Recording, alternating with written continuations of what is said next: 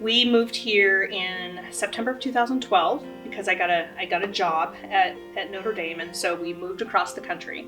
We were having trouble making friends, meeting people.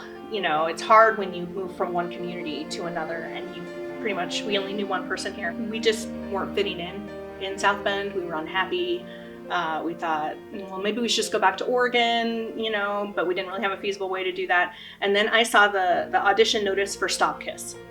And all of a sudden I went from, you know, having one friend in town, and I had a family. And I couldn't imagine not being in South Bend after that. So, I mean, it went from, God, I hate this place. Why did we move here? The air hurts my face and I don't know anybody. And to, I can't imagine being anywhere else because I have these people. And so it was it just made a huge difference in feeling a part of a community instead of feeling like you just live in the town. So the curious incident of the dog in the nighttime. I knew that the book was about a boy with autism.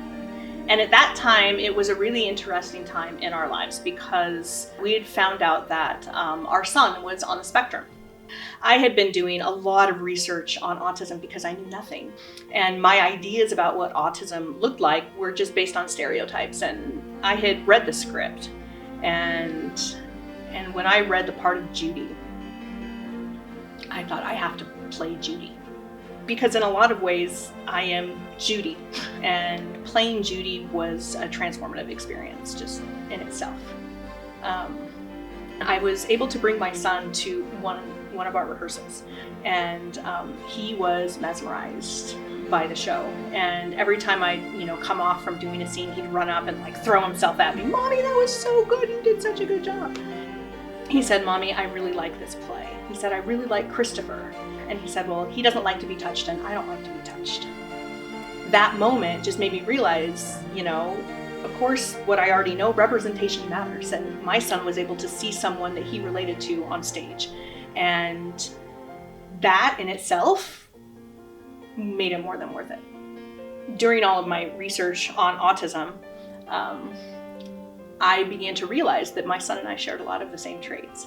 And this past summer, I went ahead and had myself evaluated, and I am also on the spectrum. And so it's important, I think, for me to say that because it's another way to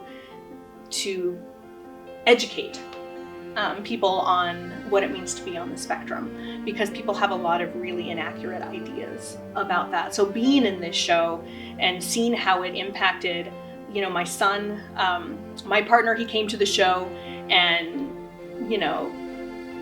it was a really emotional experience, and it really spoke to what we were going through as a family, but also just what it's like to be a little bit different, right?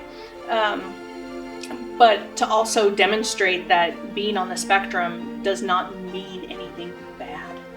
People on the spectrum have successful careers and families and marriages and creative hobbies.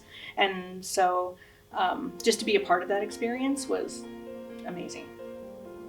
I think that for me personally, the Civic has given me a home, if that makes sense. Led to a lot of personal growth. For me, it's brought creativity back into my life in a way that it hadn't been in a long time. I get to be an artist again. I'm healthier, I'm happier, I am more confident, and I get to make art. It's made my life better in South Bend being involved.